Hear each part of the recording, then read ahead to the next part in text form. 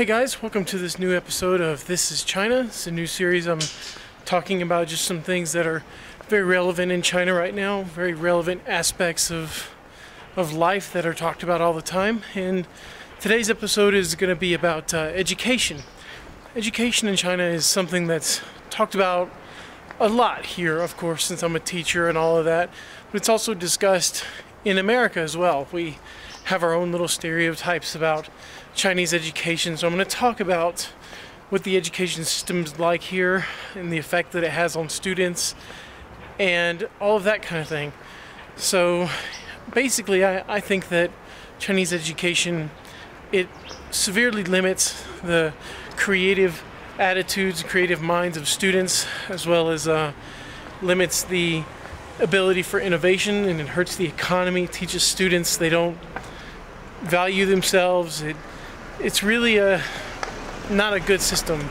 It teaches nothing but memorization and not real understanding. So I'm going to talk about why that is. Well, we all know that the defining characteristic of Chinese education is test taking and memorization. That's common knowledge.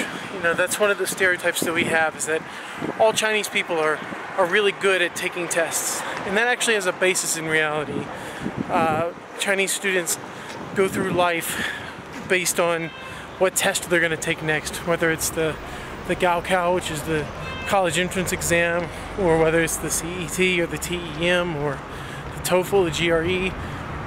It's all about tests, and the reason that is because it's easy.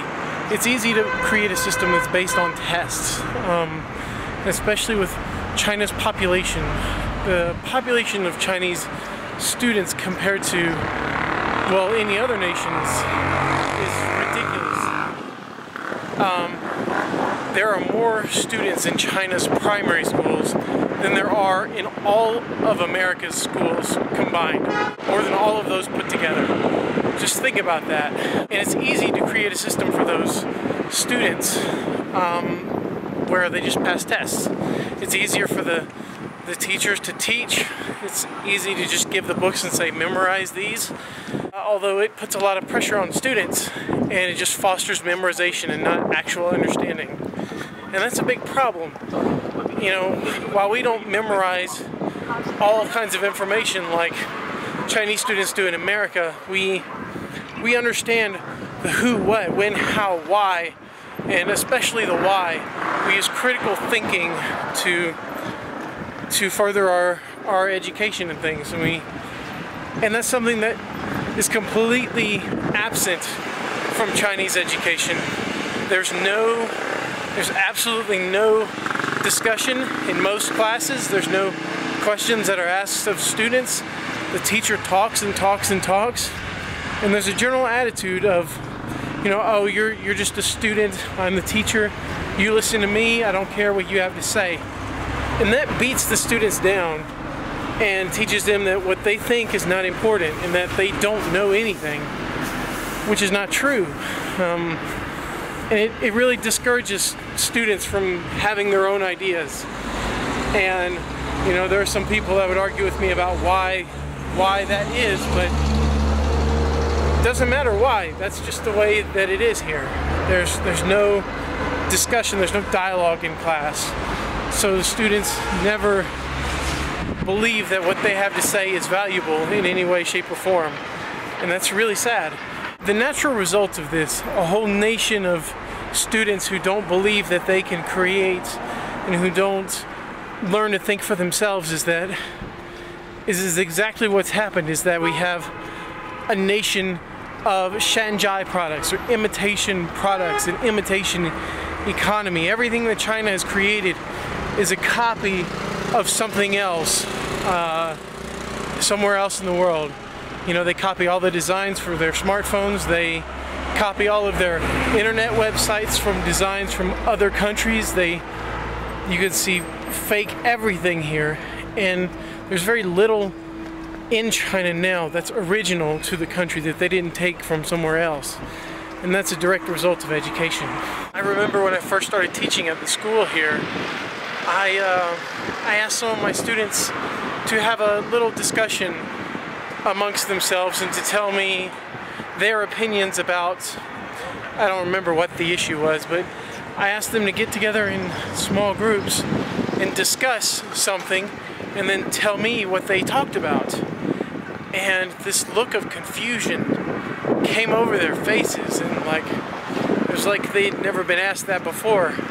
And I talked to a couple of students after class, and I said, "Hey, what was the deal? You guys were, you sounded so confused and didn't know what to do." And they said, "We have never had a teacher ask us what our opinion was on, whatever the issue was." That really shocked me. Like, they never had a teacher ask them for their opinion before, and it freaked them out. It really freaked them out. And I don't know, that was one of my first kind of like reality checks. It's like, wow, education really is different. It's not just stuff I read in the book, it's actually true. And since then, I've really noticed that most Chinese students look forward to their classes with their foreign teachers and look forward to their English classes, because that's a time when they actually have an opportunity to say something. They have an opportunity to create their own voice and have something to contribute to class, because that's something that they just don't have in other classes. And that's really the biggest difference between the education of China and the education in other countries, is that in China, the students really have absolutely no input and no voice, no say in what's going on in class. And that's sad. So hopefully things will change somehow. Now, there's still a lot left to talk about with this topic, and this video is getting kind of long, I think, just by doing kind of a mental calculation. But yeah, I think I'm gonna probably end up making a part 2 or part 3 of this particular series about education. I'm definitely gonna make a video about what I do in class, so you can be looking forward to that. I'll show kind of the things that I like to do in class, show some videos of activities, and yeah, I'll be in touch. See ya.